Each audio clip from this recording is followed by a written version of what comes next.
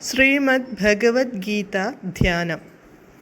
നാരായണം നമസ്കൃത്യ നരം ചൈവ നരോത്തമം ദേവീം സരസ്വതീം വ്യാസം തതോ ജയമുദീരയേത്. നഷ്ടപ്രായേഷു ഭദ്രേഷു നിത്യം ഭാഗവത സേവയാ ഭഗവതേ ഉത്തമശ്ലോകേ ഭക്തിർഭവതി നൈഷ്ടകീ. മൂകം കരോതി വാചാലം പങ്കും ലംഘയതേ ഗിരിം യത്കൃപാതമഹം വന്ദേ പരമാനന്ദമാധവം. ശ്രീഗുരും ദീനതാരിണം ശ്രീചൈതന്യമീശ്വരം. ഓം അജ്ഞാനതിമിരാന്ധസ്യ ജ്ഞാനാഞ്ജനശലാകയാ ചക്ഷുരുന്മീലിതം യേന തസ്മൈ ശ്രീഗുരവേ നമഃ. നമഃ ഓം വിഷ്ണുപാദായ കൃഷ്ണപ്രേഷ്ഠായ ഭൂതലേ ശ്രീമദേ ഭക്തിവേദാന്ത സ്വാമിന്നിധി നാമിനേ. നമസ്തേ സാരസ്വതേ ദേവേ ഗൗരവാണി പ്രചാരിണേ നിർവിശേഷ ശൂന്യവാദി പാശ്ചാത്യദേശതാരിണേ. ജയ ശ്രീകൃഷ്ണ ചൈതന്യ പ്രഭു നിത്യാനന്ദ ശ്രീ അദ്വൈത ഗദാധര ശ്രീവാസാദി ഗൗരഭക്തവൃന്ദ.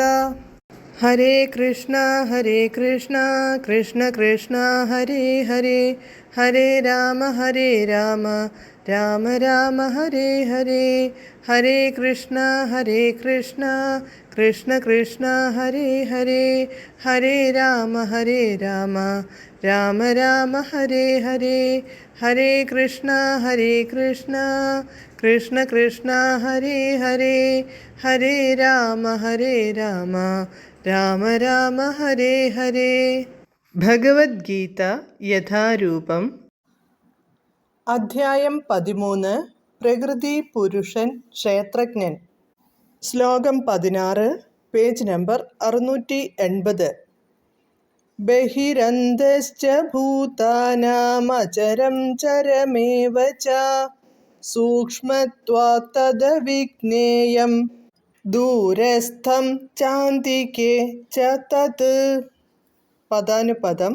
തത് അത്, പരമതത്വം, ഭൂതാനാം സൃഷ്ടിയുടെ, ബഹിഃ ബഹിർഭാഗത്തിലും, അന്തഃ ച അന്തർഭാഗത്തിലും, അചരം അചരവും സ്ഥാവരവും, ചരം ഏവ ച ചരജംഗമവും, ദൂരസ്ഥം ച ദൂരത്തിൽ സ്ഥിതി ചെയ്യുന്നതും, അന്തികേ ച സമീപസ്ഥവും, തത് അത്, സൂക്ഷ്മത്വാത് സൂക്ഷ്മഭാവം കൊണ്ട്, അവിജ്ഞേയം ജ്ഞാനാതീതമാകുന്നു. വിവർത്തനം. പരമതത്വം ചരങ്ങളും അചരങ്ങളുമായ എല്ലാ ജീവികളുടെ ഉള്ളിലും പുറത്തും കുടികൊള്ളുന്നു.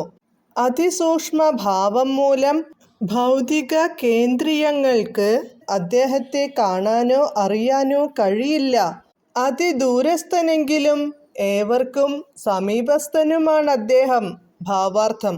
പരംപുരുഷനായ നാരായണൻ ജീവസത്തകളുടെയെല്ലാം ഉള്ളിലും പുറത്തും കുടികൊള്ളുന്നുണ്ടെന്ന് വൈദിക സാഹിത്യത്തിൽ നിന്ന് മനസ്സിലാക്കാം. ആധ്യാത്മികവും ഭൗതികവുമായ ലോകങ്ങളിൽ സന്നിഹിതനാണ് അദ്ദേഹം. ദൂരസ്ഥനെങ്കിലും സമീപസ്ഥനുമാണ്. വൈദിക സാഹിത്യത്തിലെ പ്രസ്താവനകളാണിവ.